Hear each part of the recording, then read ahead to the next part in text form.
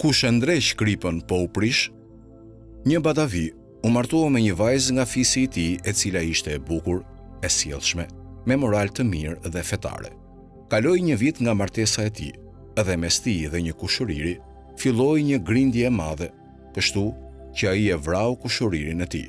Pas kësaj, ai u largua me gruan e tij larg fshatit, siç e kërkonte zakoni i fisit, dhe shkoi në shtëpitë e një fisi tjetër.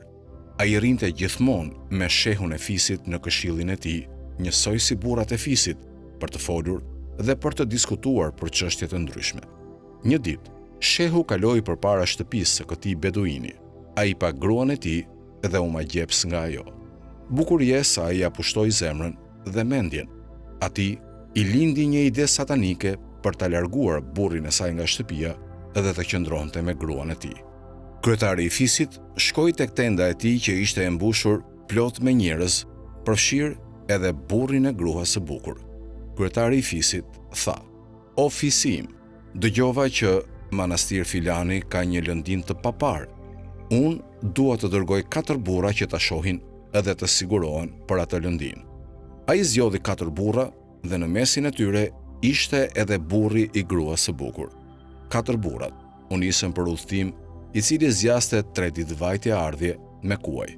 Kur anata, kryetari po priste që njerëzit të flinin. Më pas, u nis drejt shtëpisë së beduinit, në të cilën ndodhej vetëm gruaja e tij, e cila ishte në gjumë.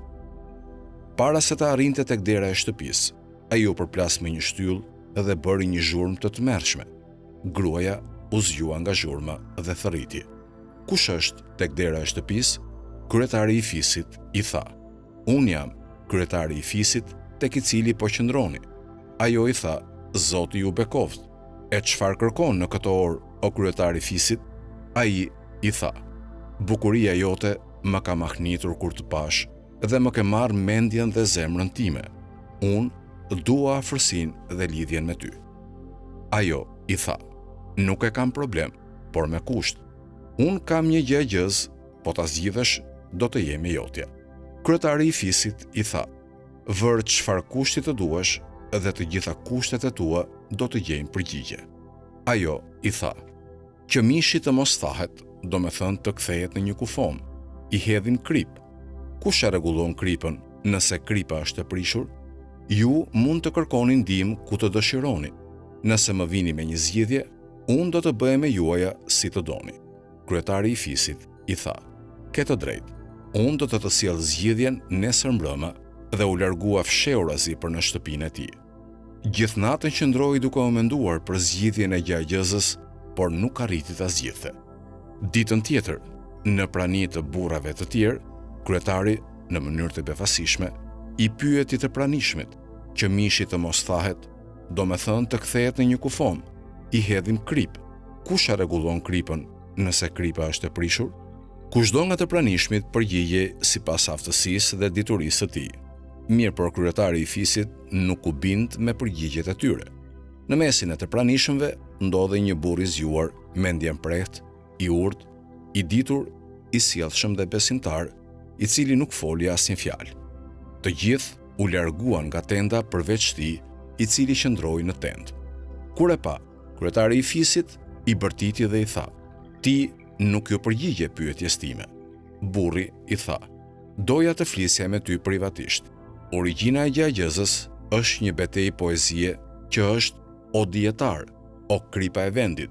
Kush e ndreq kripën, po të prishet kripa? Në mos gabofsha, ti je ngatëruar me një grua të rangu të lartë me inteligjencë, dije, fe, sjellje dhe oratori. Kështu që ajo donte të të ndalonte dhe jo të të skandalizonte, të fitonte si vëlla të saj dhe të mos humbiste. Nuk donte t'i shtonte familjes së saj një armik në madhështi e pozitë si ti. Ajo dëshiron të mbrojë bashkëshortin e saj, qoftë kur ai mungon apo është i pranishëm. Për këtë, ajo ju tha atë çfarë ju tha dhe me thënien e saj dëshiron të thotë: o ju burra arab, o kripa e qytetit, kush e ndreq kripën nëse kripa prishet? Qëllimi i saj është nëse një burr nga fisi është i prishur, kryetari i fisit do ta rregullojë atë siç rregullon kripa mishin. Kush mund ta rregullojë kryetarin nëse ai është i prishur. Kjo përgjigje e zgjoi ndërgjegjen e tij të fjetur, zemrën e tij endacake dhe mendjen e tij shtypëse.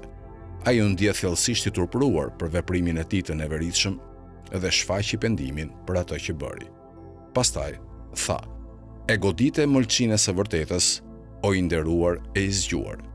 Ma mbulo rrëshqitjen time, të mbuloftë Zoti në këtë botë dhe në botën tjetër.